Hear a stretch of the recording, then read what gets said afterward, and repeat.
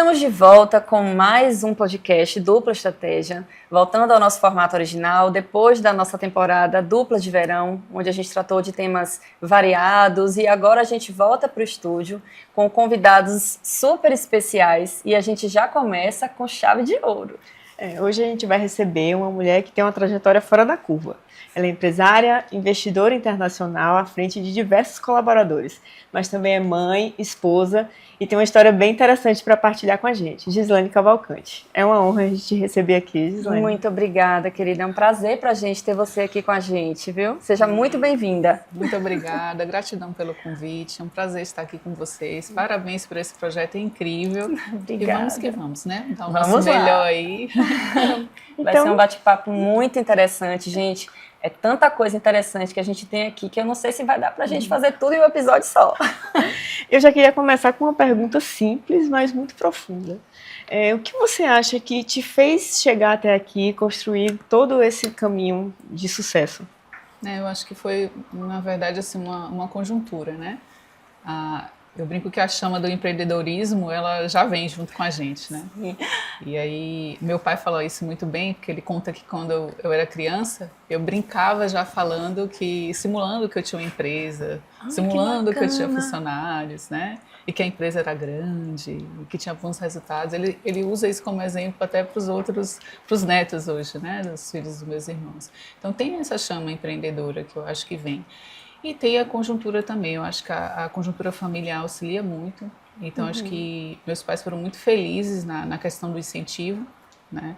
Então, assim, meu pai incentivava muito, ele falava assim, bom, eu vou dar o básico, mas aquele extraordinário, aquilo que você quer à parte, vamos lutar para você conseguir. Então, eu fui estimulada desde muito nova, tipo assim, vender as revistinhas usadas que você tinha, legal. né? Vender geladinho. Vamos fazer aqui, porque eu quero um dinheiro, às vezes, para uma coisa que ele julgava mais supérflua. Então, eu dava aula, eu sempre fui muito boa aluna, eu dava aula para meus colegas, né? Então, eu tenho orgulho de conseguir comprar minha primeira televisãozinha, meu primeiro, lembra do... Aí a gente entrega a idade logo. Ai, gente, lembra não façam conta, tá? Por favor. Da duplo cassete que gravava de uma fita para Sim, outra. esse era um clássico. Então, assim, eu acho que tem muitas coisas que influenciam, né? E esse apoio familiar, esse exemplo, né, que eu digo sempre que o exemplo arrasta, a palavra é importante, mas o exemplo arrasta, eu acho que faz muita diferença, assim. E não ser podada, né? Eu acho que o mais interessante da sua fala, inicial, assim, já pra gente começar com um tema bastante interessante. Seu pai, ele te estimulou a que você continuasse sendo uma pessoa, uma menina, né, extremamente criativa e que você buscasse seus sonhos. Isso é muito importante. Eu acho muito legal. Hoje em dia é uma coisa muito mais difundida e muito mais comum de se ver. As crianças, até nos condomínios, estão sempre vendendo alguma coisa. Sim. E os pais incentivando. De vez em quando chega lá na porta, os toquinhos de gente. Tia, a gente está vendendo esse aqui. E tem sempre um que tem um texto pronto para mostrar o produto. E eu sempre faço questão de incentivar, porque eu acho que isso faz realmente diferença, né, nessa construção para o futuro. E faz, de fato. Então, assim, eu agradeço muito os pais da gente. A gente precisa entender que não são perfeitos. Sim. Mas, sem dúvida, a gente, como eu já sou mãe, né? Então, assim, tem uma responsabilidade muito grande nessa questão do exemplo, do incentivo, da formação de caráter, né? Por isso a importância da família. Eu devo muito a eles, né? Então, a esse pai, que apesar de ser um pai militar, não era austero com os filhos, assim, né? Mas, inclusive, o pessoal pergunta assim, nossa, mas como é que você conseguiu tanta coragem, até de ir para fora, sozinha, de abrir lá? Meu pai queria que eu fosse a primeira general mulher do país. Nossa, né? que pai! Então, eu corria, eu fazia aquelas atividades físicas militares com ele me levava sempre que podia, então sempre me tratou assim como uma pessoa que teria essa capacidade de estar fazendo diferente, no meio de homens, não tinha essa história de que você separar, é mulher, né? E você não pode, então eu cresci, né, com essas autoridades, sabendo lidar com a autoridade. E minha mãe também, uma força muito grande, no sentido de assim, você é capaz, você vai conseguir, né? E minha mãe tinha uma coisa muito forte nessa área também, que sempre foi muito humana. Então também, todo esse meu lado voltado para o social foi muito da minha mãe também. Né? Ela falava assim, faça o bem sem olhar a quem. Eu falo que foram as duas vertentes que me criaram assim. Era meu pai falando, quem guarda sempre tem. E minha mãe falava assim, faça o bem sem olhar a quem. Ou seja, para você encontrar esse equilíbrio. E quando eu cheguei aqui em Feira, né, eu não sou daqui, já estou aqui há muito tempo, eu não sou daqui, e fui ter algumas dificuldades, cheguei muito nova, Empreendi muito nova e assim, eu lembro que em um certo momento eu me desesperei, porque eu até então só tinha tido experiência de morar em capital. E feira, 32 anos atrás, era completamente diferente da Feira de Santana de hoje, né? Sim, sim. Então, assim, eu enfrentei muitas dificuldades. Para se adaptar, né? E eu lembro que a minha mãe falava assim, não tem, você é capaz de fazer. Vá lá e faça. Você vai dar conta. E por conta dessa fala dela que eu acabei desenvolvendo uma série de empreendimentos. Forjada, né? Literalmente. A gente até conversou um pouquinho antes de começar o podcast, né? E todos os empreendimentos que você se envolveu até hoje sempre tem esse olhar de vanguarda, né? Sim. De trazer algo de novo, de diferente. Eu sempre tive, eu não sei se é por ser aquariana, né? Dizem que tem essa influência. Inovadora, tecnológica. Que é meio, exato, e visionária. Adiante. Então, tiveram alguns empreendimentos realmente que eu tive que dizer assim, eu tive que acreditar muito em mim mesma, porque eram muito à frente, né? Desafiadores, então, né? E o Milênio foi um deles, né? Então, lá o Milênio Smart Shop, quando ele foi aberto, era no meio do mato. Sim. Era no meio do mato, era um formato diferente que as pessoas achavam que não iam dar certo, né? Ah, não vai dar certo isso, no meio do mato, não vai ter gente aqui para poder fazer isso, e enfim, tive muita dificuldade, né, assim, do apoio. E eu segui em frente, acho que a gente tem que estar aberto aos sinais. Aconteceram alguns sinais bem interessantes na época, a nível de mercado, que me mostraram que eu estava no caminho certo, e eu persisti. E depois, hoje, eu fico assim grata de ver que alguns outros empresários da região, quando chegam a inaugurar alguns negócios lá, ainda lembram. Eu falo assim, eu queria agradecer a Gislane que está aqui, que ela foi a maluca que abriu aqui o mercado. Que teve a coragem de investir primeiro, né? Então, vanguarda mesmo. Eu acho que é isso, é você ter coragem, você olhar, acreditar no potencial, lógico, com responsabilidades, fazer estudo, né, de viabilidade, saber muito bem o que está fazendo, pesquisar antes. Eu digo muito que lá eu tinha plano A, B, C, D, quase com o alfabeto inteiro para poder conseguir dar certo, né. E isso permeou, sim, você está certa aí, Patrícia, acaba permeando os outros empreendimentos também. A gente traz um traço muito humano nas outras empresas também, né, nas concessionárias, tem muito do cuidado, porque a gente entende, por exemplo, que em um negócio o principal capital da gente é o ser humano. Não tem por onde correr. Eu discordo aí um pouco quando as pessoas estão muito entusiasmadas com IA, com tecnologia, porque vai fazer acontecer. Não é bem assim. O grande valor está na experiência. Eu acho que a experiência ainda passa pela sensibilidade humana. Sim. Ainda não tem máquina aí capaz de substituir essa sensibilidade humana dentro dos negócios, dos empreendimentos. Né? Inclusive, eu assisti uma palestra muito recente de um especialista em varejo que participa de todas as feiras de Nova York de varejo há 18 anos, e ele sempre traz para o Brasil, né, uma palestra a respeito do que foi visto, e ele usou um termo que eu achei muito interessante. Ao invés de PDV, que é o ponto de venda, né, que a gente está acostumada a lidar com isso no dia a dia, ele substituiu o V de vendas por vida, ponto de vida. Porque cada vez mais, inclusive as IAs têm auxiliado nesse sentido, para criar experiências que as pessoas possam interagir e modificar aquele espaço, para dentro daquele espaço acontecer também uma experiência positiva, para além do produto que está sendo vendido, para além da estrutura. A experiência com pessoas é que vai fazer a diferença. Eu queria aproveitar esse gancho, que não está na nossa pauta, mas é muito interessante falar sobre isso, já que a gente tocou na questão da IA. Como é que você consegue enxergar a IA do ponto de vista positivo, se fosse para a gente elencar um ou dois, e do ponto de vista negativo? Porque as pessoas estão muito ansiosas, a gente tem visto aí o tempo inteiro pessoas reportando. Hoje mesmo eu assisti uma matéria de uma menina que ela foi recusada em 100 entrevistas, fora do Brasil, obviamente. E todas foram feitas por IAs. Eu nem sabia que já existia isso. Recursos humanos feitos por máquinas. E ela estava muito desolada, uma menina de 20 anos. Como é que isso pode impactar, né, o desenvolvimento desse jovem? Então, eu acho que tudo, na verdade, tende a um equilíbrio, né? Então, vamos voltar até um pouquinho antes de responder essa pergunta para poder entender, assim, pelo menos o ponto de vista, né? Sim. Facilitar para quem quiser acompanhar. Mais ampla mesmo.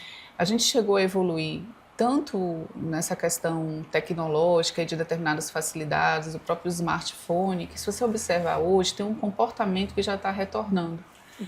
pessoas que estão atrás buscando, principalmente na nossa geração aí, lembranças dos anos 80, 90, músicas, brinquedos, gente, brinquedos da nossa época estouraram. Muita Voltando com nostalgia, força total. né? A As gente está pessoas vendo pagando nostalgia. uma fortuna, as pessoas estão tendo necessidade de uma conexão num nível diferente, porque tem o equilíbrio. Você vai evoluindo com aquela tecnologia, com aquela coisa assim mais, né, fria, não tem mais tanta conexão e depois ela sente falta. Então disparou a compra de plantas para dentro de casa, né, a procura por terrenos mais rurais, mais afastados, a procura por morar em casa, não em apartamento. Tem um mercado, principalmente depois da pandemia, modificou. Sim. Então, voltando para a IA, eu acho que é o mesmo parâmetro. A IA, a gente espero que sejamos inteligentes o suficiente para fazer um bom uso dela, no sentido de Como uma deixar ferramenta, né? como uma ferramenta, Isso. exato. É onde eu vejo o bom uso da IA.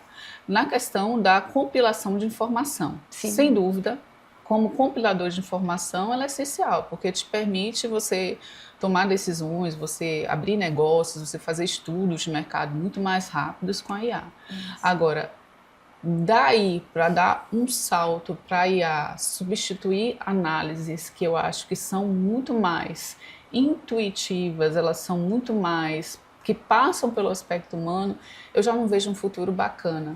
Eu não acho que deveria ir por esse caminho. Provavelmente essa menina, com certeza, ela tem outros talentos. Eu entrevisto, hoje não entra ninguém lá no grupo de empresas da gente, eu sou a última pessoa que converso com eles, faço questão de saber quem está entrando na empresa, dentro de todas as etapas. Você participa pessoalmente? Eu pessoalmente, então Bacana. só entra na empresa, só entra no grupo se passar por mim. Eu sou o último estágio, digamos assim, é um Sim. bate-papo, eles não sabem, às vezes, nem com quem eles estão conversando. É um bate-papo, assim, para deixar descontraído e eu procurar entender um pouco mais. Como então, é que assim, funciona? Né? às vezes vem, por exemplo, para uma área específica que eu enxergo uma outra área completamente diferente. Na hora que eu converso assim, aquele bate-papo, a pessoa se mostra de uma outra forma e fica super feliz porque está saindo dali com a vida resolvida para uma coisa que sempre queria fazer. Sim. Isso a máquina não faz. É, eu com acho certeza. muito difícil fazer. E se fizer, não é com o mesmo nível de sensibilidade que o ser humano faz. Uhum. Você acha que o seu convívio com os próprios colaboradores, para além, obviamente, do seu preparo acadêmico E técnico, né? e técnico, você acha que essa vivência com tantas pessoas no dia a dia, inclusive, fizeram com que o seu olhar se expandisse para a ampliação dos negócios? Ah, sem dúvida. E eu te digo principalmente aí nesse aspecto com o negócio de motocicletas. Eu aprendi muito, né? Eu brinco que eu sou uma funcionária, funcionária de luxo da minha marca, da Honda. Sim. Né? Mas eu aprendi muito. Por quê? Eu tive que ressignificar um pouco essa trajetória no caso da motocicleta, né? E eu entender, assim, o meu papel, no caso, no meio, né? Até porque hoje, infelizmente, se torna polêmico, né? O uso da motocicleta, porque eu falo, gente, a motocicleta, ela não é um cavalo. Sim, ela não tem vida própria. sim. Ela depende de quem está Do em cima condutor, dela, né? né? Do condutor. Depende de um trânsito, de toda uma educação que é conjunta.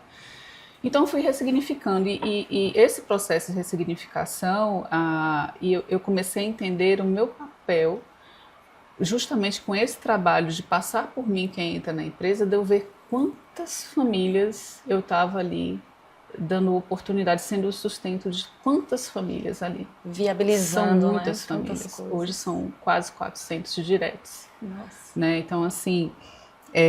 e fui envelhecendo junto com o negócio, né? Eu comecei com 19, Nossa. são 32 anos já de mercado, e aí você vai percebendo que vai chegando a turma mais nova, e principalmente quando foi chegando essa turma, eu fui vendo o quanto faltava de orientação para a vida, e o quanto eu estava colaborando, através do exemplo, principalmente, para essa formação, né? Para essa, digamos assim, para esse desempenho na vida. Porque lá a gente tem um olhar, como a gente dá muita importância, a gente entrou para a família. Sim. E eu sou contra um pouco na hora que as pessoas falam assim, mas você tem que separar o que acontece na sua vida pessoal do trabalho. Gente, é utópico, não existe. É lógico que tem um comportamento profissional que deve ser seguido, Sim, ok. sim. Né? Você tem que separar no sentido da ética, né? Do foco no trabalho. Mas não dá para separar o humano, não dá para você estar com sua vida destruída dentro de casa e você dar o melhor de seu no trabalho. Com certeza, tem a mesma produtividade. Então, né? então, a gente tem esse perfil lá, né, de acolher, de saber o que está acontecendo, de procurar ajudar, né, de ver, às vezes é um problema de saúde, às vezes é uma outra questão, tentar, porque isso é de uma fundamental importância. Então, isso me ajudou muito a continuar crescendo, porque eu enxerguei um propósito. Sim. E é muito difícil, eu digo sempre, aí você fala assim, eu posso até adiantar uma pergunta aqui, né, que às vezes as pessoas têm vontade de fazer, mas e aí, Gislane, como funciona essa questão para você da carreira, né, Sim. de chegar onde chegou, como é que isso, né, como é que percorre com essa questão? Eu hoje tenho um nível de dificuldade que é assim, eu acho que poucas pessoas têm a oportunidade de crescer sendo empreendedora, de realizar realmente, de ter empresas de sucesso, mas ao mesmo tempo permanecer com a questão humana, ter um crescimento de autoconhecimento, um crescimento voltado a um outro nível de entendimento, mais espiritualista. Exatamente. Infelizmente as pessoas começam a ganhar dinheiro, começam a fazer muito sucesso, começam a fazer fortunas, e ao invés de ver isso uma oportunidade de transformar o mundo, elas enxergam isso uma distanciamento, né? possibilidade de se tornarem mais egoístas, mais prepotentes, mais arrogantes, se sentirem mais no direito de humilhar, de pisar, né, de se sentirem especiais, perderem a conexão. Então, eu digo que um dos desafios que eu enfrentei foi achar, e é muito difícil achar, pessoas que eu pudesse me conectar nesse nível. Né, de ter o entendimento, e isso eu falo sempre que eu acho que é uma crença que as pessoas têm a respeito do dinheiro, né? O dinheiro, ele tem uma energia neutra. Sim. O dinheiro, a energia dele é neutra. Você dá a ele o propósito e a energia que você quiser. Ele né? potencializa, Você vê, né, infelizmente, aí pessoas, né, que ficam até por conta desses exemplos que eu falei, que vejam de uma forma negativa, né? Uhum. Ah, então esse empresário é miserável, ele faz isso, empresário virou tudo uma raça ruim, né? Então, assim, se esquece do quanto que de emprego que gera, de renda que gera, de imposto que paga, que acaba servindo para pagar servidor público e todo o resto. E foi demonizado. Pra fazer a máquina girar, né? E demonizado por quê? Porque você tem os maus exemplos, né? Você tem pessoas que simplesmente não entendem que... o seu papel você social. Você imagine dinheiro na mão de pessoas. Muito dinheiro na mão de pessoas espetaculares nesse sentido. O que aconteceria com o mundo? De pessoas humanas que tivessem crescido no negócio, mas se tornaram ao mesmo tempo muito humanas, muito conectadas com algum propósito, a gente teria outro mundo aí pela frente. É o que a gente vê em países mais desenvolvidos, inclusive, né? Os grandes empresários, os bilionários, eles estão sempre fazendo projetos sociais, se envolvendo em questões isso, que ajudam realmente a comunidade a crescer. Muitos que doam fortuna depois que falecem, né, para projetos sociais. Porque o assistencialismo lá fora é mais difícil, né, de acontecer, não é tanto como acontece, por exemplo, em países como o nosso. Então, existe esse movimento da sociedade mesmo, de todo mundo se ajudar para que eles possam crescer como pessoas. Que infelizmente tem alguns casos que já é sabido hoje, eu acho que é o que revolta as pessoas também, que são para efeito de marketing, né? Não é uma coisa que é puramente genuína. Né? E às vezes também você tem um discurso, você tem um marketing que é feito ali em cima daquela empresa, mas quando você vai analisar o exemplo, a pessoa contradiz completamente aquele feito. Então esse cuidado mesmo, né? Em todos os aspectos. Esse cuidado de analisar, ele é importante também, né? Eu acho que uma prova de que vocês fazem isso acontecer realmente é o fato de terem tantos colaboradores há tantos anos, né, na empresa. Eu conheço alguns, inclusive, que já estão há muito tempo lá na Motopel, por exemplo, né? É um indicador muito, é um indicador forte de que a pessoa é valorizada, respeitada. Né? Sim. E hoje, quando você, por exemplo, percebe dentro do mesmo espaço esses colaboradores que já estão com vocês há tantos anos, né? E, obviamente, de uma geração mais antiga e agora lidando também com essa nova geração que é tão questionada, você percebe de fato essa diferença gritante em comportamental e de desempenho? Como é que você vê essa mistura, né, geracional dentro da empresa? Percebo muito e te digo que eu já tenho uma análise bem precisa aí, se for servir de contribuição. Por favor. A gente precisa porque, sem querer te interromper, só complementando, a gente tem uma guerra também hoje, né, na rede social das gerações, né? Boomer, X, Millennium e Geração Z. Isso virou, assim, conteúdo para muita pra humor, gente. inclusive, né? Para humor, inclusive, muito legal. E aí a gente fica sempre nessa dúvida, até que ponto isso é só nostalgia, e onde começa de fato as coisas que fazem diferença entre essas gerações? Então, a geração, né, essa geração X, minha geração Nossa. um pouco anterior, ela é uma geração que ela é fruto da chamada geração de ouro, Isso. ou pelos pais ou pelos avós. E a geração de ouro foi uma geração que eu digo que eu fico até muito emocionada quando eu falo dela, porque é uma né? geração que ela não tinha a 10ª parte do recurso que nós temos. Sim. É uma geração que penou, que trabalhou muito, que sofreu muito, Sim. Seja pelas guerras, né, na época que foram grandes conflitos, seja pelo posicionamento mesmo, pela falta de recursos, não se tinha o recurso que tem hoje. Então, meu pai trabalhou muito cedo, meus avós trabalharam muito cedo, né? Hoje a gente consegue dar para os nossos filhos uma condição completamente diferente.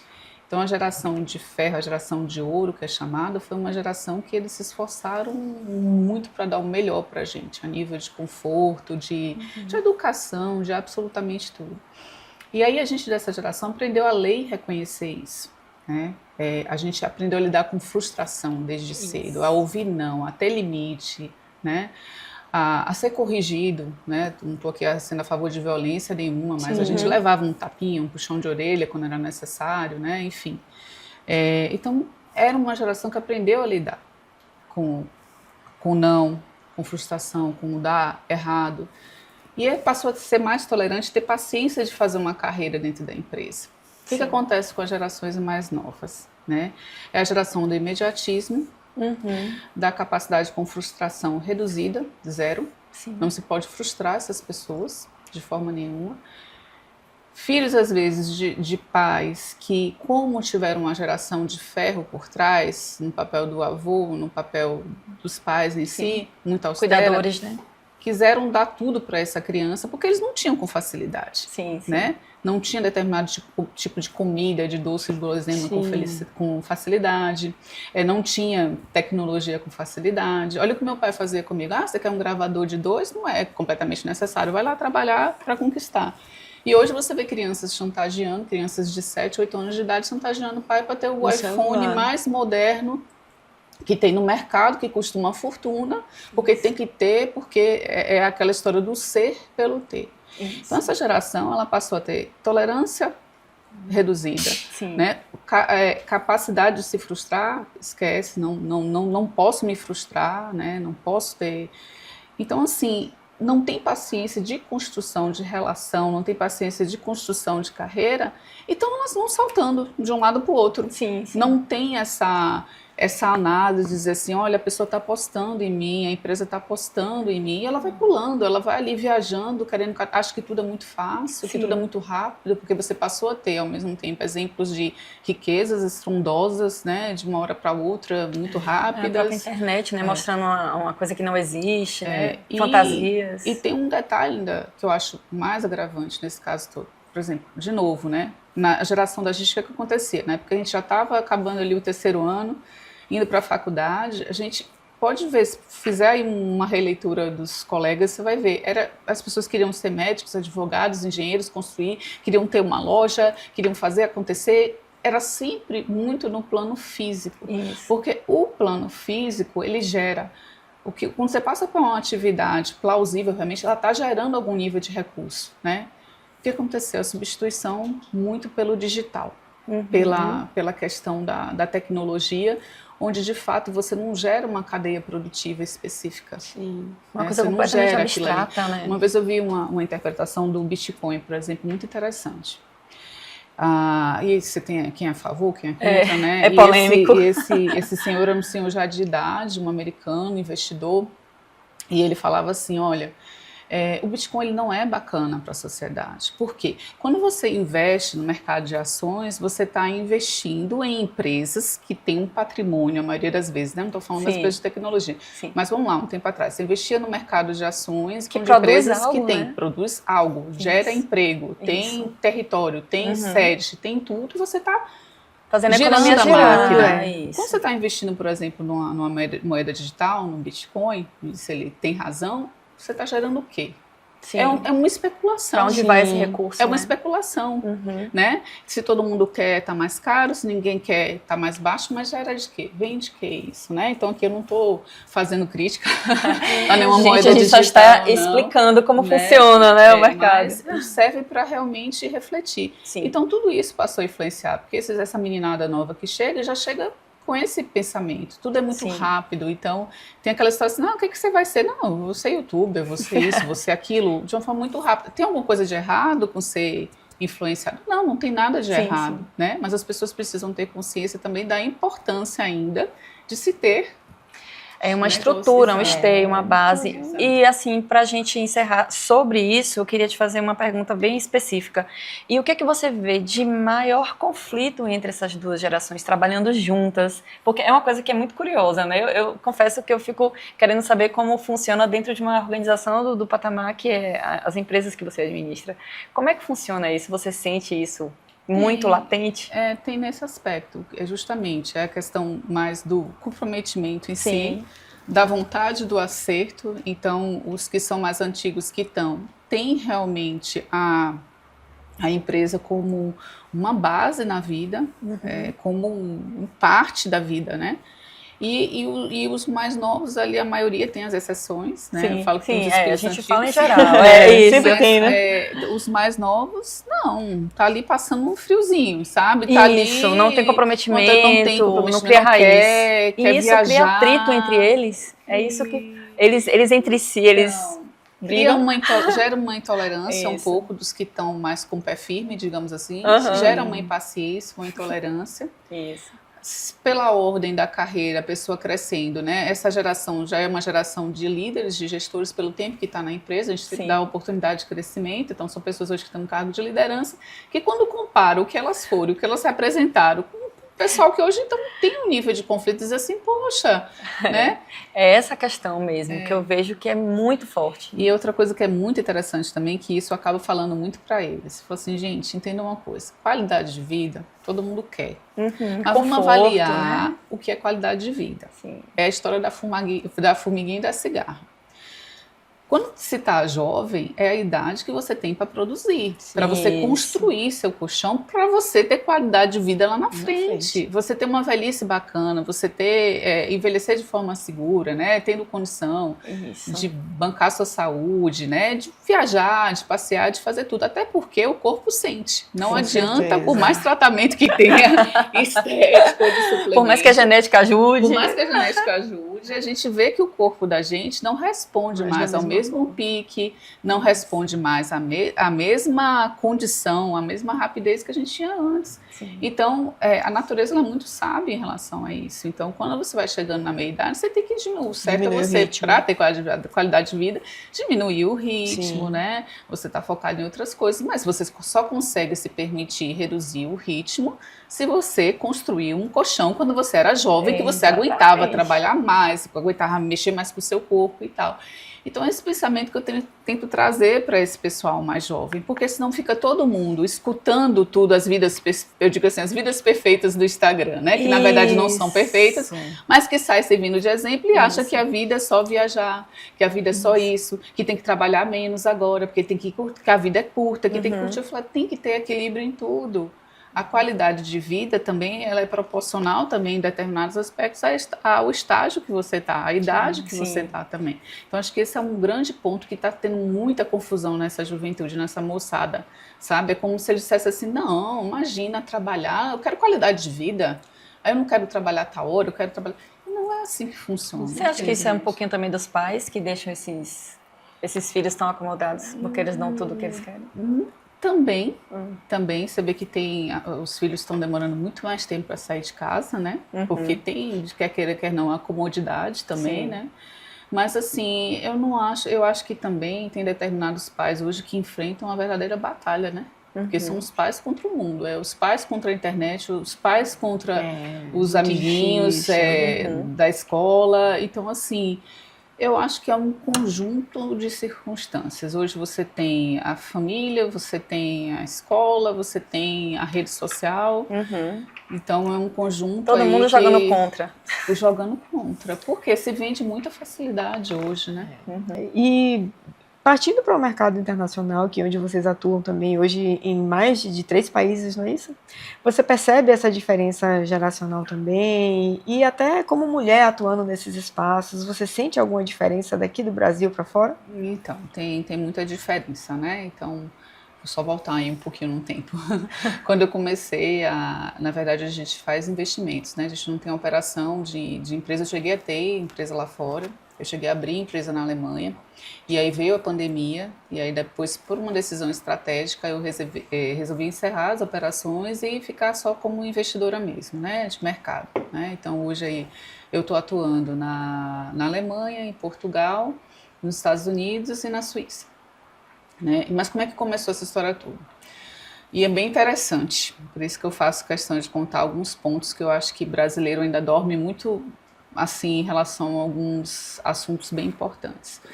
Então, acho que exatos 14 anos atrás, eu saí daqui sozinha para ir para a Alemanha, né? Foi meio que um chamado, esse aí já dá um podcast à parte.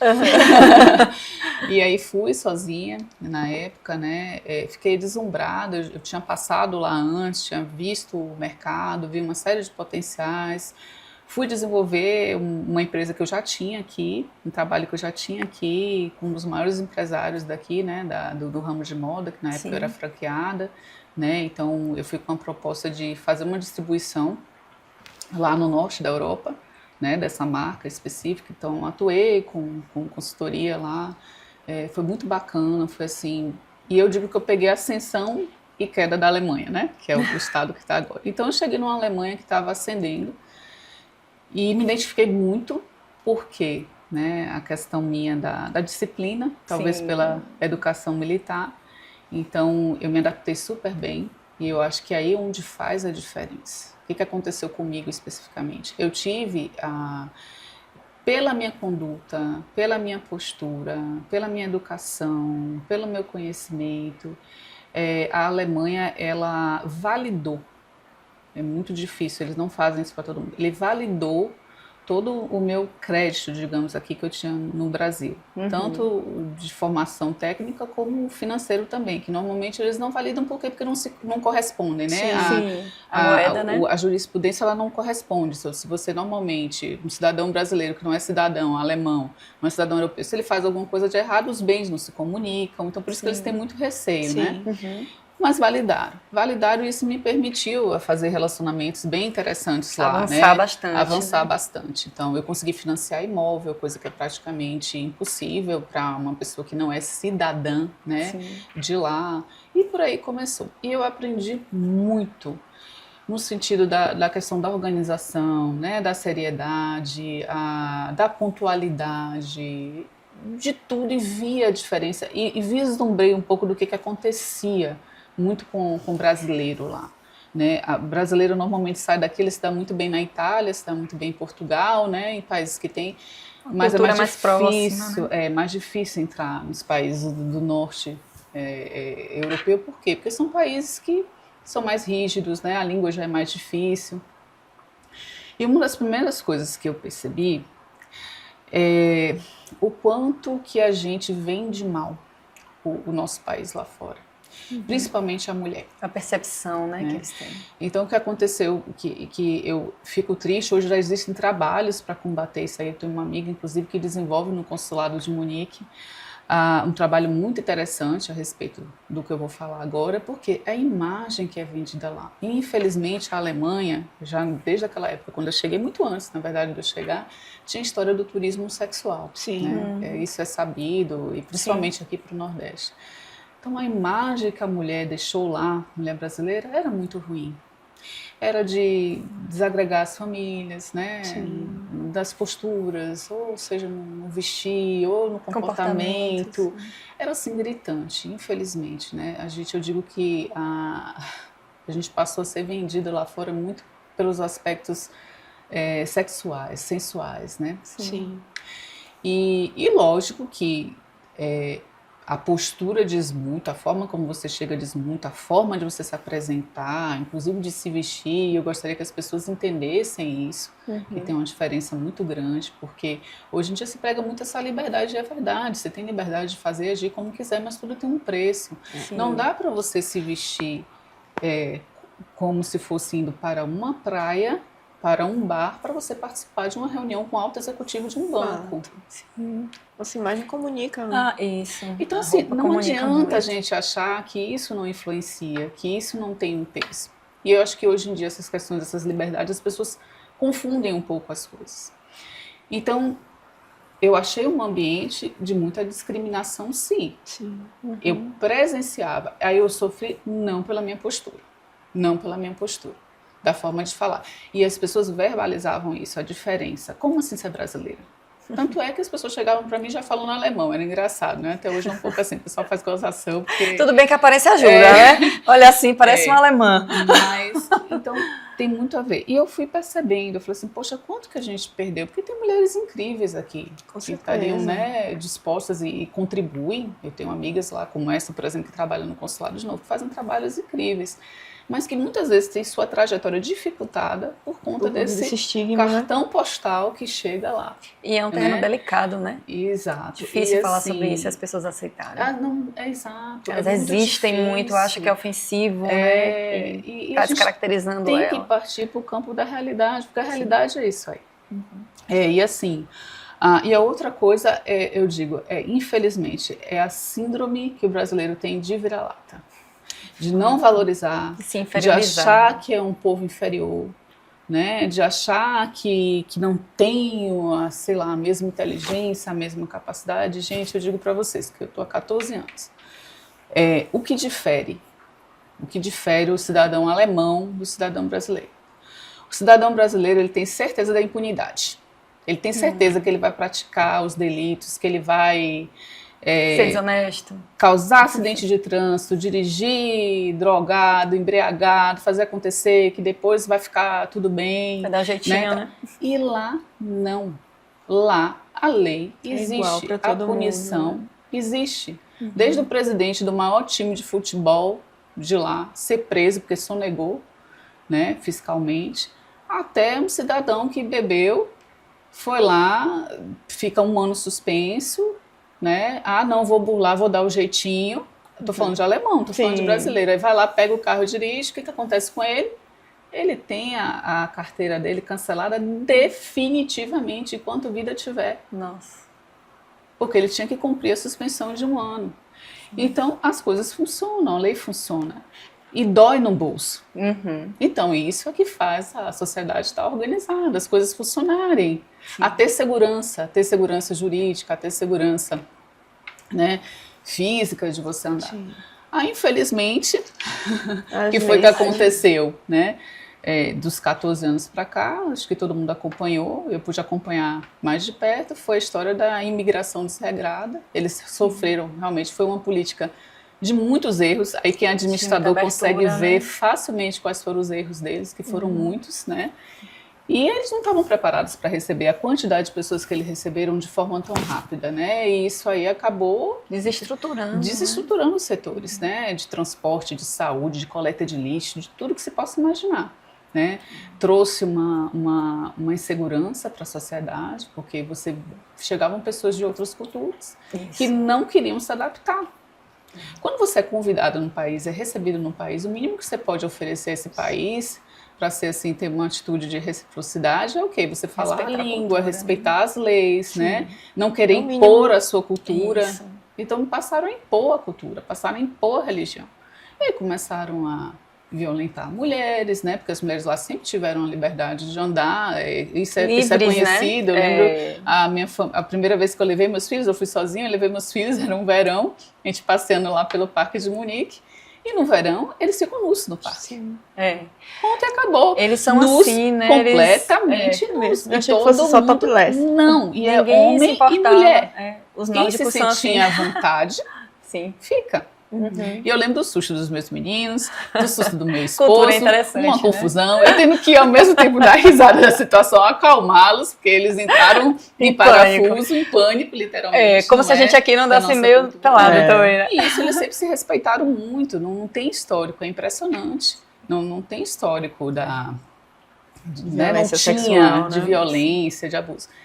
E aí chegaram, né, determinada religião, chegou, não, você está assim, você está se oferecendo. E tome-lhe abuso, e tome-lhe, a ponto de hoje a mulher alemã ter que estar com ou spray de pimenta, ou com Imagina. maquininha de choque. Então, assim, é por isso que eu digo que eu vi ascensão e queda. E juntou Sim. com os problemas que vieram, né, da guerra, da questão energética, que eles já estão sofrendo e agora Sim. piorou mais ainda. Mas, assim, o que ficou para mim de muito forte nessa história é da capacidade que nós temos, sim, né, de fazer e de acontecer lá fora, sim, certo? O brasileiro é muito criativo, né? Também se Exato, e destaca muito por coração, isso. então Muito você se humano. torna muito querido, né? Eu me tornei muito querida. Hoje eu tenho 2 afilhados alemães, assim, muito respeitada, muito querida, e eles fazem questão, porque a gente tem um coração incrível, a gente tem uma alegria Verdade. incrível, eles são apaixonados por isso, né? Então, assim, e hoje a gente perde por quê? Porque chega da forma errada, passa uma imagem errada, e o que é pior, não acredita no potencial do nosso país. É isso que eu estou falando. Acha que todo país é melhor. Gente, não tem melhor país no mundo do que o Brasil. E isso Eu é uma coisa digo- que está super em alta, né? O Brasil está na eu- moda, como a gente fala agora. Muita eu já gente fala tive a disso. oportunidade de viajar bastante, né? E a viver como cidadã, Sim. né? Foi uma escolha Viver o minha. cotidiano mesmo, né? Desses Exato. países. E assim, eu digo para você, o conjunto que a gente tem aqui de riqueza de solo, riqueza de subsolo, né, de mão de obra, de criatividade, de clima, de abundância, absolutamente tudo, você não tem lugar nenhum. Porque quando você tem um desenvolvimento, você não tem um clima que ajuda. Isso. Aí, às vezes você tem um desenvolvimento, tem um clima que ajuda, mas você não tem um recurso natural que você precisa, né? Lá você morre de fome e de frio, aqui você não morre de fome e de frio. Isso é fato. Ainda voltando, né, para esse período que você passou, inclusive, morando lá, e você chegou a dizer que primeiro você foi sozinha e depois você foi com seus filhos, né, a passeio. Você chegou a sentir que você precisou abrir mão de algum aspecto da maternidade para poder alcançar todo esse desempenho financeiro e empresarial que você alcançou? Então é um bom tópico esse, né? Primeiro, assim, algumas correções. Eu nunca cheguei a morar, de fato, lá, justamente Sim. por conta dos meus filhos, né? E aí tem uma questão muito interessante, que eu gosto sempre de falar sobre isso, que é assim, eu acho que na vida você sempre tem 2 escolhas, ou você aprende pelo amor ou pela dor. Né? Então, como é que você aprende pelo amor? Você aprende com o livro, com a história das outras pessoas, com a experiência das outras pessoas, com um olhar mais atento para essas coisas. Como é que você aprende pela dor? Quebrando a cabeça, né? Teimando às vezes, não prestando atenção nos sinais. Então, nessa época que eu fiz esse movimento, eu de fato, eu comprei uma casa grande, montei a casa inteira para receber os meninos, né? Para ter uma experiência de estudo lá. O Wilson, a princípio, ficou assustadíssimo, depois ele topou, o desafio tudo tranquilo. Mas eu fui percebendo com o tempo que, principalmente os meus filhos mais velhos, eu acho que na época a minha mais velha, que vai fazer quase 28, vai fazer 28 na semana que vem, ela já estava na época com 14, né? Então ela não queria, de fato, ir. Ela não estava se opondo, mas ela não queria. Então você conversava com os outros também, acho que a Letícia estava com 5 anos, né, que era mais nova, o Wilson acho que estava com 10, eu não lembro agora, não, acho que com 15, enfim. Não, estava mais novo, com 10. E aí o que acontece? Ao mesmo tempo, teve uma amiga minha que foi morar no Canadá e levou, ela tinha 2 filhas mais ou menos da mesma idade. E deu muito errado nesse sentido, as meninas deprimiram, né? Uma chegou realmente a evoluir um estágio mais complicado, né? De atentar contra a própria vida e tudo. Então, assim, eu falei, a gente tem que aprender com isso. Então, não vou forçar, né? Não vou forçar. Então, eu passei aí, sim, com determinada frequência. Eu chegava aí 4, 5 vezes por ano, ficava 20, 30 dias. Temporadas, Resolvia as né? coisas que eu precisava Sim. resolver e voltava. E por essa situação, a gente se depara com uma situação muito interessante, que é a culpa que as mulheres têm. Ponto A culpa essencial. frase famosa de parece que a nasce uma gente culpa, já... nasce uma culpa. Exatamente, né? Que eu acho que isso aí que precisa ser conversado, bastante conversado. E eu acho que, modéstia à parte, eu sou um exemplo muito positivo disso. Porque quem tem a oportunidade de conhecer meus filhos, né? Uma hoje, a mais velha está com 28, o menino está com 24, e a outra vai fazer 19 agora em maio. E o feedback que sempre tive de retorno deles, que são, assim, incríveis. Em todos os aspectos, assim, de educação, de interação Seres humanos humana, bem formados, incríveis, né? eu tenho muito orgulho disso. Eles souberam, eu digo isso com muita, como é que fala? Com muita sinceridade, né? Eu acho que eu consegui trazer muito do que eu recebi dos meus pais, dos meus avós. Eu digo que meus irmãos são muito similares também nesse sentido. Eu consegui trazer essa contribuição grande, principalmente dessa visão mais humilde em relação. Então, eles cresceram ouvindo que eles não eram melhores do que ninguém, não importavam que eles tivessem, né? E uma série de outras coisas que eu acho que são importantes para a formação, para entender de fato, porque eu me entendo aqui hoje no mundo enquanto administradora de recurso divino, né? Porque aqui a gente não leva nada, não vem com nada, não leva nada. E eles aprenderam muito sobre isso. Então, o que acontece? Eu não forcei a barra para eles irem, né? Então, essa é a primeira correção que eu faço aí. Eu não cheguei a morar, né? Enfim. E a questão da culpa que eu estava, né? Voltando à questão da culpa. Então, muitas mulheres, elas são literalmente apedrejadas, né? Eu fui também, tá? Eu fui também, muito. Não pode desistir. E é né? onde Tem que você ter vê, força. inclusive, a desunião das mulheres. Porque Isso. quem me criticou mais não foram os homens, foram as Foram as mulheres. próprias mulheres. Esse é um As ponto muito mulheres, importante, exato. porque acontece o tempo inteiro. Elas não entendiam que eu podia servir de exemplo até para os maridos, para os amigos, para o que quer que fosse, como uma mulher que saiu daqui, foi construir algo bacana lá fora, que teve essa coragem, né? E que desenvolvi, gente, um patrimônio interessante para minha família. Para o meu próprio esposo, que é sócio também, né? E que apostou nisso aí também. Que também teve que ouvir piadinha a respeito. Mas a mulher ela é muito desunida. Ela traz os medos dela para fora, em vez de ela apoiar as mulheres que têm essa, né, essa visão de chegar, de poder acontecer, de servir de exemplo, e acaba não apoiando. Enfim. Tem uma questão que, desculpa te interromper, que você às vezes provoca na pessoa uma sensação de impotência, porque ela olha para você e fala, poxa, se ela conseguiu, eu me sinto obrigada a também tentar. E eu não quero, eu quero ficar nesse lugar confortável. É mais fácil destruir a imagem, exatamente, né? Do que, às vezes, eu percebo muito Talvez isso. fosse a coragem que ela gostaria de ter, mas não tem.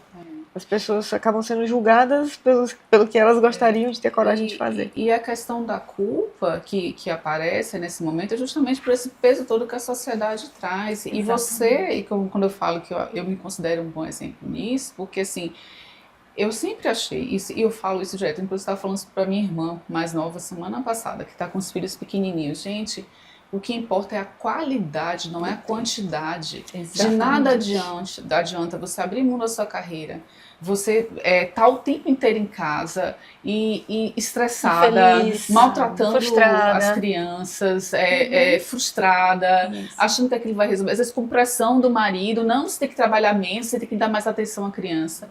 Então tem determinadas coisas, as formas de se fazer que são... Que funcionam muito bem. Então, meus meninos, por exemplo, eu sempre falei com eles. Eu tinha uma época mesmo que o meu filho do meio, eu viajava e ele adoecia. Aí eu falei, opa, como eu já tinha toda a base aí do autoconhecimento, das terapias, eu falei assim, até o dia que eu virei para ele e falei assim, filho, entende uma coisa, sua mãe fisicamente pode não estar aqui, mas eu energeticamente, espiritualmente, eu vou estar aqui o tempo inteiro para o que você precisar. E assim era de fato. Então assim, eu posso viajar até hoje, eles já são adultos. Não tem um dia que eu não ligue para eles, da onde eu estiver. Eu ligo para eles, eu falo com todos os três, todos os dias. Conexão sempre, né? O tempo inteiro. As datas mais importantes, é lógico que eu sei que tem mãe que não vai conseguir fazer isso porque tem seus trabalhos, né? São às vezes funcionários, eu tenho essa autonomia pelo fato, né, de eu fazer minha agenda. Mas eu sempre procurei nas datas mais importantes, que eram os aniversários, evento de escola, né, festa de... Tá presente. Então, isso tudo deu uma base emocional muito grande para eles. Né? Deles entenderem que eu não estava fisicamente, mas eu estava ali ocupando todos os espaços nos outros sentidos, porque eu acompanhava absolutamente tudo. É cansativo, mas foi a solução que funcionou muito bem aí no caso para mim. E eu tive que trabalhar essa minha culpa, sim, ainda tem um pouco até hoje, todas nós carregamos, Sim. porque isso até é do campo mesmo, familiar, existe isso, né, sistêmico. Você fez diferente, né? Total. Quando a gente sistêmico. faz diferente, existe essa cobrança por ter feito E diferente. vem dentro do sistema, da avó, da bisavó, da mãe. Então, Da própria cultura, né? A gente vive uma cultura complicada. É possível sim ter suas carreiras, é possível sim cuidar bem dos filhos, ter qualidade com esses filhos, tá? Sem estar aí E não deixar de ser abrindo mão, você, né? Mas eu acabei falando sobre várias coisas, mas você tinha um ponto que você queria saber sobre lá fora, né? Que você perguntou quando eu fui. Não, que você acabou respondendo muito bem todos os meus questionamentos. Eu só queria fazer um acréscimo a tudo que você falou aqui. É que eu acho que o maior legado que você deixou para os seus filhos, mesmo nesses momentos em que você estava fisicamente ausente, é que você mostrou para eles que a gente tem que correr atrás dos nossos sonhos e do que a gente quer de fato realizar, né? E você realizou, e isso vai ser com certeza o melhor exemplo que você vai poder ter deixado para eles. E que não existe desculpa para não realizar, né? As pessoas usam muito as suas necessidades, né? As suas questões para justificar não fazer coisas que precisam ser feitas. Porque se você tem aquele impulso, aquele desejo, quando você falou, por exemplo, de que quando era criança brincava como se fosse já dona de uma empresa, eu era assim também. E eu posso falar de culpa porque eu também tive filho muito jovem, eu tive meu filho com 19 anos também, e para mim era muito difícil lidar com isso, porque a minha função era realmente o trabalho. Eu sempre amei trabalhar, eu sempre quis ser dona do meu nariz, sempre quis fazer coisas, né? E eu tinha essa questão também. Então, fazendo um paralelo, eu acho que a maioria das mulheres que tem esse perfil de fazer, né? De Fazedoras, desbravar, né? Isso, de desbravar, a gente tem que ter muito cuidado com essa culpa para a gente não deixar de fazer o que tem que ser feito. Exato. E lá na frente não se arrepender. E ser mais solidária enquanto mulher. Com certeza. Sabe? Principalmente. Tem várias formas de você ser solidária, eu digo sempre, né? Apoiando essas iniciativas, porque olha só o histórico da mulher aí, né? Na nossa sociedade aqui moderna, é um histórico trágico. Quantas mulheres se sacrificaram hoje para a gente ter direito ao voto, Com certeza. para a gente ter direito, né, de se expressar, enfim. Então, isso precisa ser valorizado, né? E muitas vezes não é. Pode então ser começa esquecido, o erro, né? Da própria mulher, muitas vezes. E tem forma de você abraçar. Hoje, por exemplo, eu já faço isso de uma forma automática. Às vezes eu estou em algum lugar, eu acabo dando palestra, essas coisas, às vezes alguém conhece, aí às vezes vem para casal, e às vezes você vê que o marido ali, né, vem e fala, tem um nível de admiração, às vezes a mulher quietinha, porque às vezes não é uma mulher, provavelmente, que está no mundo de negócios e tal. Sim. Eu imediatamente convido essa mulher. Perfeito. Imediatamente eu convido essa mulher. Oh, tudo bom? Peraí, eu quero saber. Tudo bem, nossa, mas você... Foca, né, Poxa, você é tão bonita e tal, me fala um pouquinho.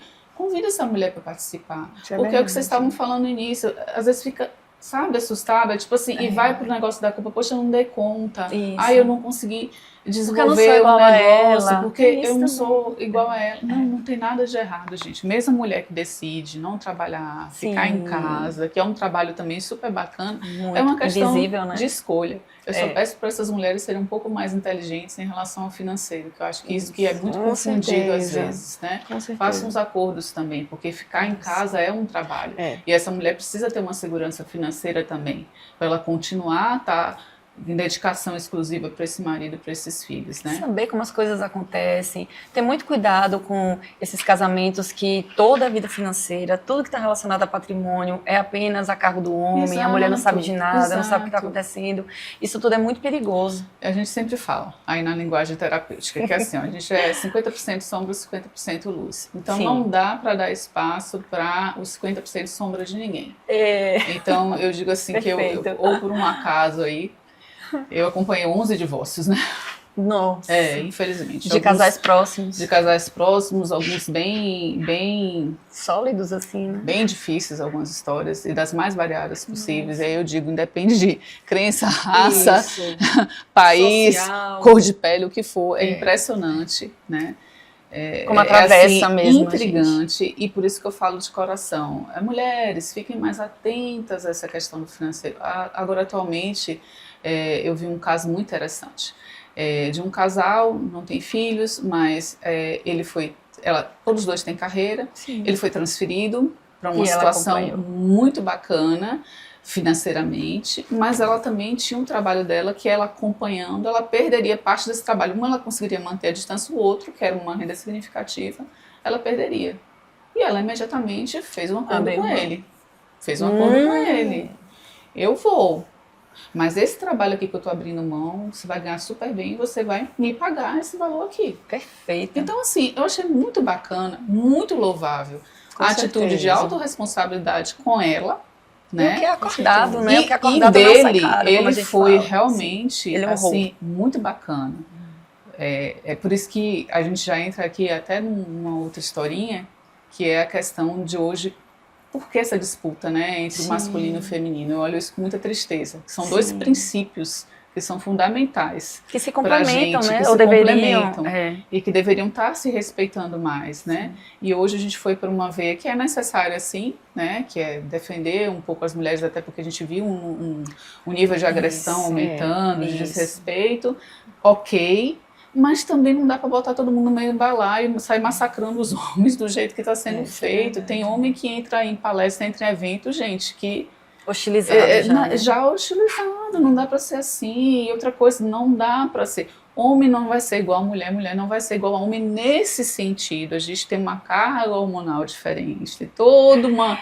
A gente recebeu uma médica que falou exatamente essa frase, né? A doutora Rona falou exatamente isso. Exato, é científico, não adianta. Lógico que você tem as exceções, você tem uma mulher um pouco mais forte, você tem um homem um pouco mais intuitivo.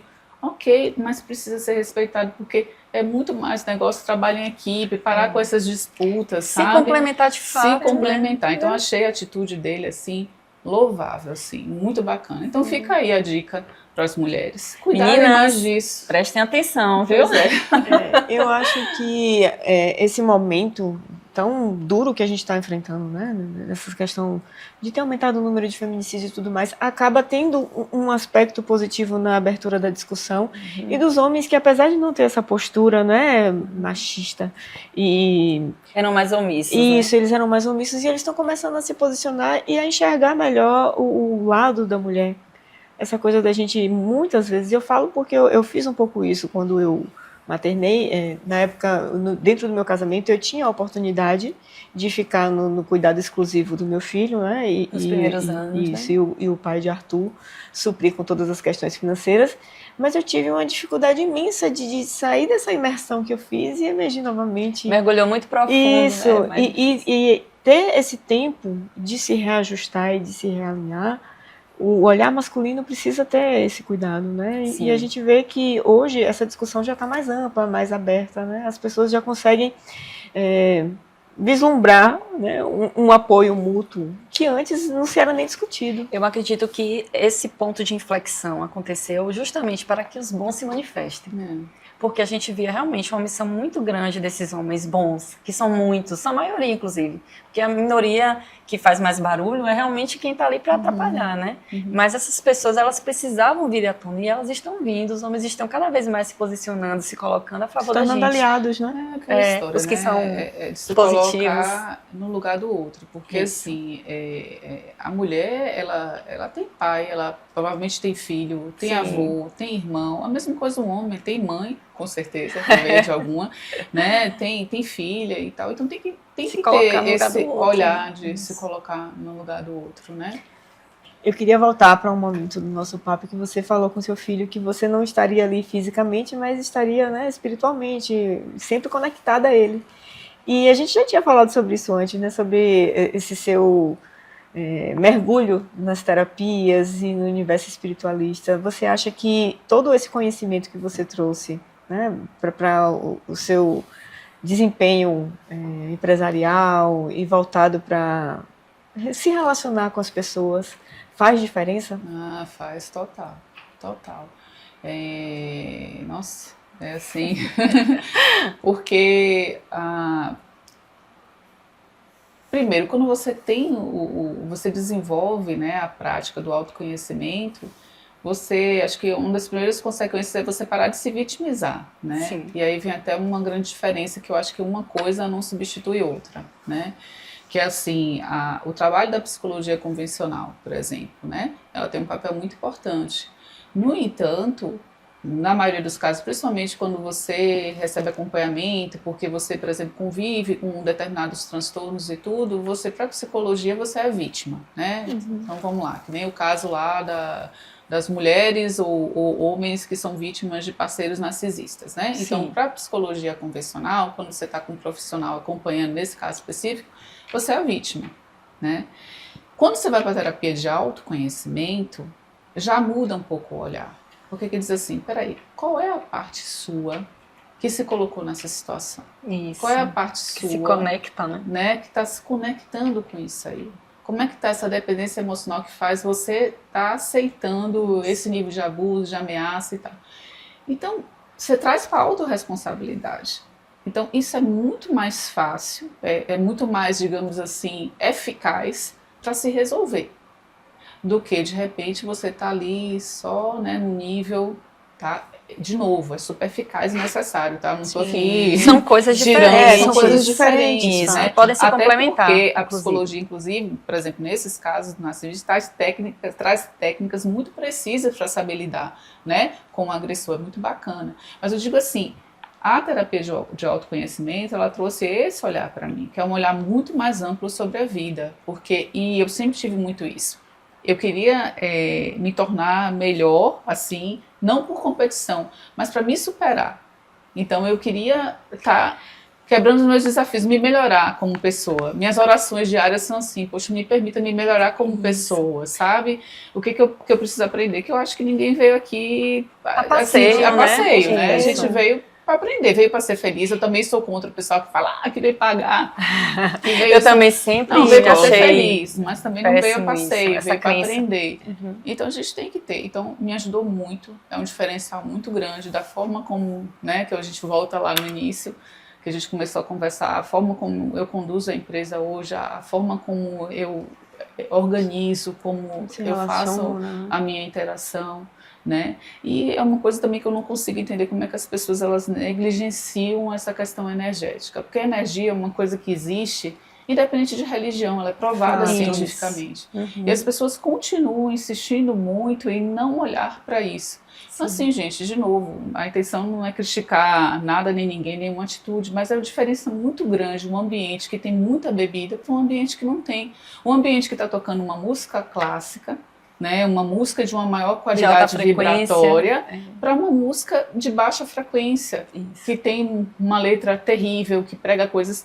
E aí eu falo pela minha experiência própria, como eu tenho um trabalho mais avançado, até pela questão da frequência, eu sinto claramente a diferença no ambiente. Não é todo lugar que eu consigo estar. Porque tem essa diferença, a gente sente a sensibilidade. Então tem lugar que você começa a passar mal. Algumas pessoas relatam isso, você sente muita dor de cabeça, você sente enjoo, você não consegue ficar. Eu sinto isso também. E as pessoas, infelizmente, elas não estão olhando para isso com um nível de seriedade, assim, de entender que a energia permeia, que a gente tem que cuidar desse lado também. Né? E é onde o pessoal fala não só da energia, digamos assim, espiritual mais, né? Como é que fala assim? Sutil. Mais intangível, sutil, mas a própria energia de irradiação mesmo. Literalmente. O excesso. Outra coisa que eu aprendi muito bacana, no caso lá na Alemanha, os alemães chegam ao ponto deles terem nos quartos interruptores que desligam o circuito elétrico do ambiente todinho para dormir.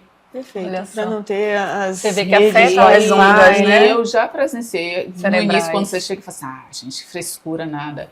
Eu já presenciei dormir num ambiente assim, dormir num ambiente normal. Eu já vi alemão, né, no caso uma amiga alemã, ficar sem dormir num ambiente que tem porque é pro sumo o corpo, né? Então é uma outra coisa que as pessoas acho que deveriam investir mais nesse nível de conhecimento.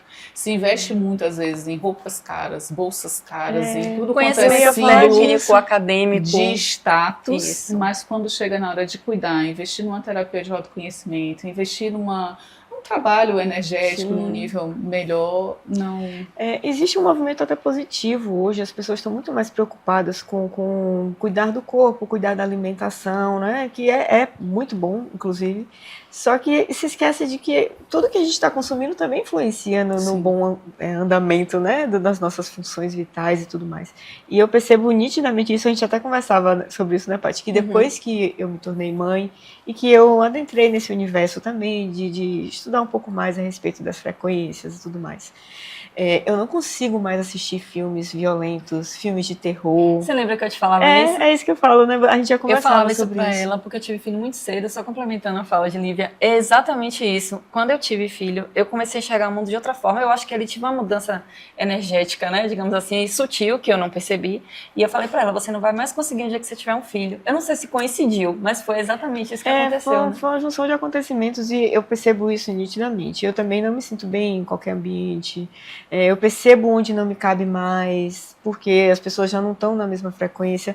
E tá tudo bem, isso não quer dizer que as pessoas sejam melhores ou piores, mas que já não condiz mais com aquilo que você quer sustentar para você. Né? A gente está falando sobre trabalhar esse lado que é tão importante, tão necessário quanto todos os investimentos que a gente faz em outras áreas. Trazer para a consciência, porque a gente primeiro adoece, né, num campo mais sutil para depois adoecer fisicamente. As pessoas não estão prestando atenção nisso, né? Existe um tabu para falar sobre isso, ou leva para o lado da religião, ou, né? Ou fala que é descredibilizada. Fala que é bicho grilo, né? Isso, Mas assim, fumou o quê? Fazer o quê? Então, existe muito preconceito, uma coisa que é muito séria.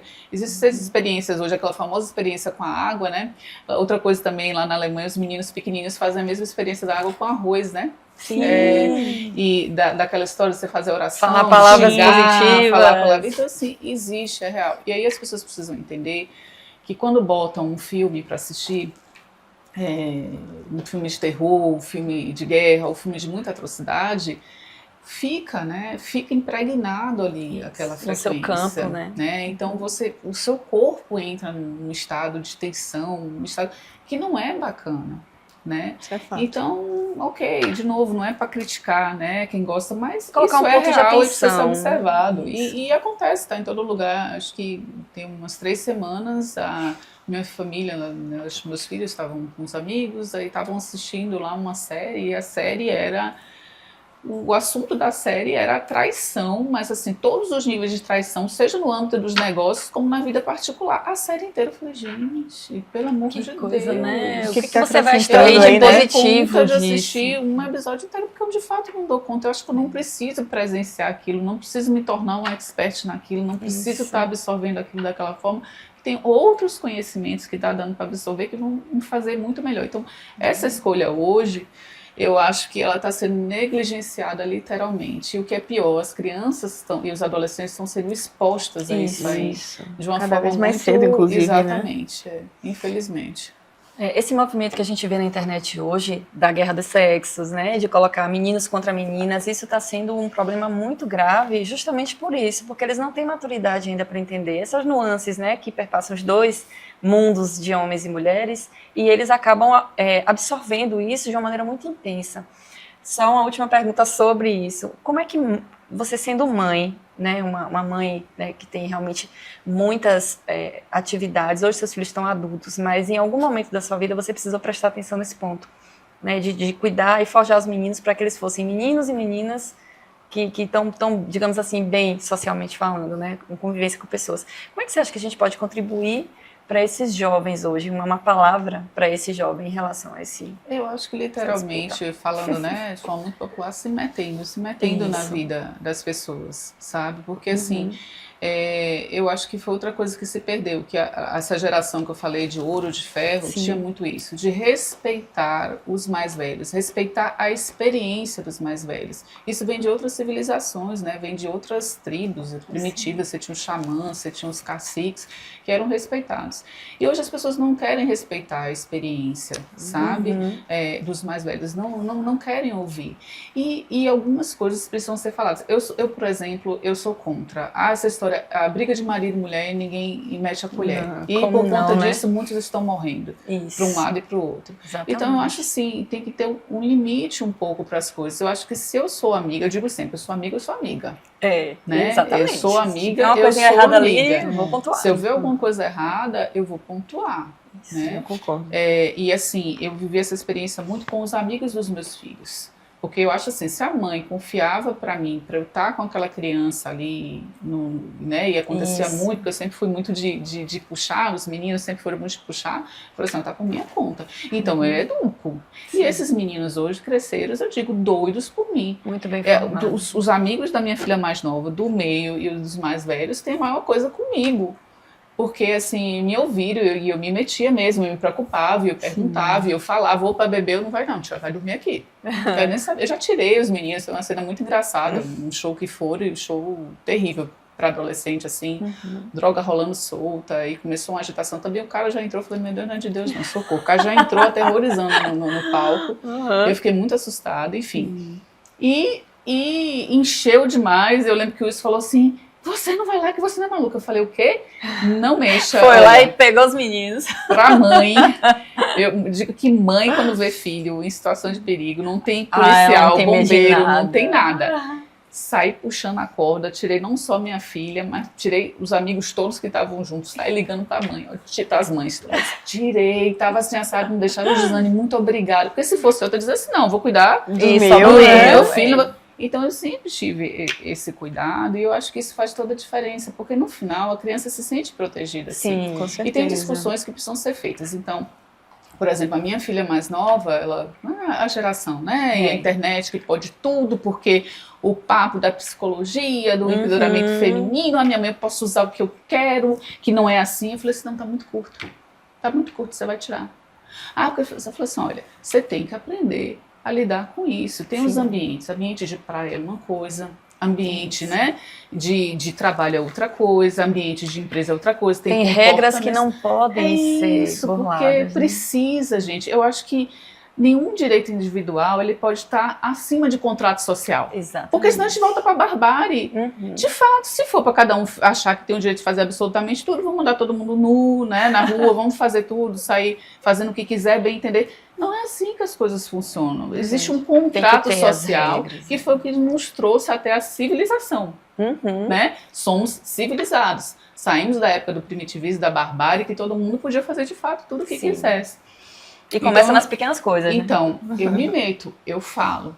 E depois, o que eu observo? Que sempre funciona. Vai lá, tem uma reflexão, teve uma outra situação que eu tive que conversar, depois virou, nossa mãe, você estava certa, aconteceu isso. Eu falei, sim, filha, porque eu tenho mais experiência. Eu já passei por essas coisas todas. Né? Então, eu acho que está faltando muito isso. E as respostas que eu escutei, né, principalmente da minha mãe, era assim, não, isso não pode, porque como é que é? A mulher pode fazer o que ela quiser. Eu falei, tá, vamos analisar melhor aí a sentença. Então, está faltando muito isso. As pessoas estão de um jeito que elas são... Os pais têm medo, com né? medo. Então, não estão dando limite para as filhos. crianças. Era outra coisa que eu ia falar lá de fora, que foi uma das coisas também que me marcou muito. E isso, realmente, eu fiquei muito sentida. A diferença na época que eu fui, né, logo na época que eu cheguei, que hoje já misturou, porque chegou outras culturas lá, acabou misturando um pouco. Mas assim, gente, era completamente diferente uma infância, uma adolescência na Alemanha daquela época do que a gente estava vivendo aqui no Brasil. Eles, como não tem muito a questão do clima, né, tem muito tempo frio, então quando chega no verão, gente, era a meninada, a adolescência toda nos parques, sem atividade física, brincando. Não tinha, sabe, atividades, bicicleta, outras coisas, não tinha essa questão do digital, o tempo todo de tela. Eu já passei muita vergonha, eu gosto muito de trilha, né, então eu me sinto segura para fazer trilha lá, porque, né, é super seguro as trilhas, tanto lá quanto aquela região ali da Áustria, da Itália. E você vê a meninada, a gente passava vexame, às vezes eu morta, passava um velhinho de 85 anos, que ainda fazia questão de falar a idade. Incríveis, espetadinho subindo lá, eu morrendo. Aí daqui a pouco chegava outro menininho saltitante, um de 5, outro de 4, puxando lá e de boa. Então, assim, eu fiquei muito sentida de comparar o que está acontecendo com a nossa juventude hoje e nesses países que já tem uma educação mais precisa, um controle maior em cima disso aí, que eu acho que o Brasil facilitou muito, sabe? Agora tá acordando de novo, né? Tá proibindo. Né? E acaba liberando demais para precisar reprimir depois, né? É uma pena. Mas diante, Gislane, de todo o seu conhecimento, tanto empírico quanto adquirido e voltado também para as questões de espiritualidade, o que você diria hoje para uma mulher que está querendo avançar no empreendedorismo, ou no que quer que seja, até em questões pessoais, e que ela acha que aquilo ali não é para ela, não, isso eu não posso, isso eu não alcanço. Isso não é para mim. Isso não é para mim. O que você diria? Que faça, é o fazer mesmo, é ter coragem de dar o primeiro passo, sabe? Porque assim, Eu já fui essa mulher um dia, né? A diferença é que talvez talvez não, eu acordei muito nova, né? Assim, eu já tinha isso dentro de mim, realmente comecei muito nova. Eu montei as primeiras empresas com 19, em 2 anos diferentes. Mas assim, eu me lembro em um momento antes dessa fase de eu ter dado certo, de assistir às vezes palestras, ver o caso de outras mulheres e falar, ai meu Deus, ai, será que um dia eu vou conseguir fazer isso? Será que um dia eu vou ser assim, né? Então esse medo, ele é inerente, é isso que eu quero a falar. ser Assim, eu sou uma pessoa, mulher normal, como qualquer outra mulher. Inclusive tem um TPM, né?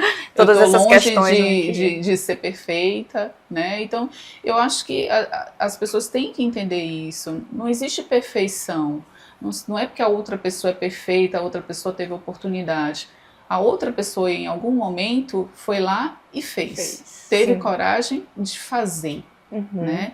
Então é aí onde está também, digamos assim, a inteligência, a perspicácia de você aproveitar muitas vezes a oportunidade, né? Aproveitar uma conjuntura de fato, realmente que lhe permite fazer isso e que às vezes realmente não volta. Por isso que eu digo vai e faça. É melhor se arrepender de ter feito, sabe, do que não ter feito. Então vai e faça. Não se cobrar tanto, começa devagar. Quantas pessoas já erraram? Eu errei também. Eu não acertei o tempo inteiro. Eu errei também. Outras mulheres erraram, outros homens acertaram e erraram. Você vê tantas histórias aí mundo afora, né? Você tem aí um Silvio Santos da vida, você tem um Roberto. Pronto, a gente teve aqui na cidade, a gente recebeu um grande empresário, né, de moda, um CEO, ele contando justamente a trajetória dele, que foi, assim, para surpresa de todos, de muito erro e acerto. Ele mesmo conta, gente, eu quebrei. Aí aconteceu isso, aí eu fui de novo, aí eu quebrei de novo. Sim. E tá tudo certo, então tem que fazer. Não desistir, se ficar racionalizando demais, tem que dar o primeiro passo e fazer, e se respeitar, e ter coragem, e procurar se cercar de pessoas bacanas, pessoas que botem pra cima, sair dessa, escolher, ser mais seletiva nesse sentido. Tá se perdendo muito tempo, gente. A vida é um sopro, né? Tá se perdendo muito tempo, a verdade é essa. Muito tempo com besteira, muito tempo com mimimi, muito tempo. Vamos se tornar mais produtivo nesse sentido, né? De fazer, de querer dar um exemplo, querer dar um legado para o mundo, que existe várias formas diferentes de deixar um legado com sua contribuição genuína. Não é só sobre ser empresário de sucesso, é ser uma boa mãe, às vezes uma boa irmã, uma boa amiga, de ajudar, fazer trabalho voluntariado. O sucesso não está só em ser uma grande empresária, né? Você pode ser um grande professor, você pode ser um grande voluntário, você pode ser várias coisas, mas a diferença é você estar no papel de dar o melhor de si, para querer que você modificar faça, o homem, o que quer que você faça, e você sentir que você está dentro de um propósito, sentir que você está contribuindo. Então vai lá, levanta e faz. Olha, gente, com essa frase, eu acho que dá pra gente encerrar o nosso episódio. A gente está muito feliz, Gislaine, de te receber aqui. Foi incrível. A gente acho que vai ter o 2, viu? Tô achando que não deu pra gente falar a metade das coisas que a gente tinha para falar aqui. Você é uma pessoa extremamente rica em todos os aspectos, né, que a gente possa falar, no sentido de conhecimento, de bagagem, de trocas. A gente te convidou para esse episódio justamente porque a gente sabia que as suas falas iam ajudar outras pessoas, né, não só mulheres, né, mas outras pessoas a se desenvolverem, a perderem esse medo de enfrentar a vida. Eu acho que hoje o episódio falou muito sobre isso, né, Lívia? É verdade. E não esquecendo, né, a gente sempre tem que deixar esse recadinho por aqui. Se você quer continuar se inspirando com histórias que fazem diferença e conhecer mais sobre o universo do empreendedorismo, do desenvolvimento pessoal, se inscreve no canal, já compartilha esse vídeo com outras pessoas que você acha que esse conteúdo pode impactar também. E a gente se espera no próximo episódio. E agora a gente vai dar a última palavra para a Gislaine. Se despede dos nossos convidados, por favor, querida. Então, primeiro agradecimento a vocês pela oportunidade, né? Foi como eu falei, eu acho importante a gente dar essa contribuição. Eu espero, né, ter contribuído.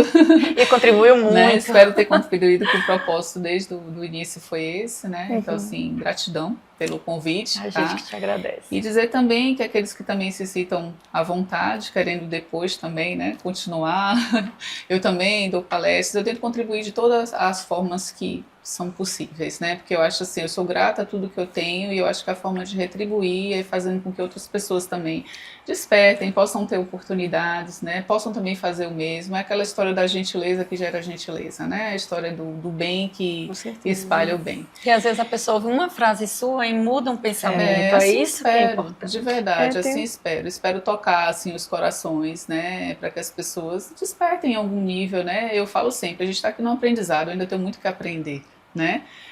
Mas posso também contribuir com aquilo que eu acho que eu já aprendi também, né? Então, muito aprendizado. Muito aprendizado. Gratidão aí a vocês. Parabéns pelo trabalho.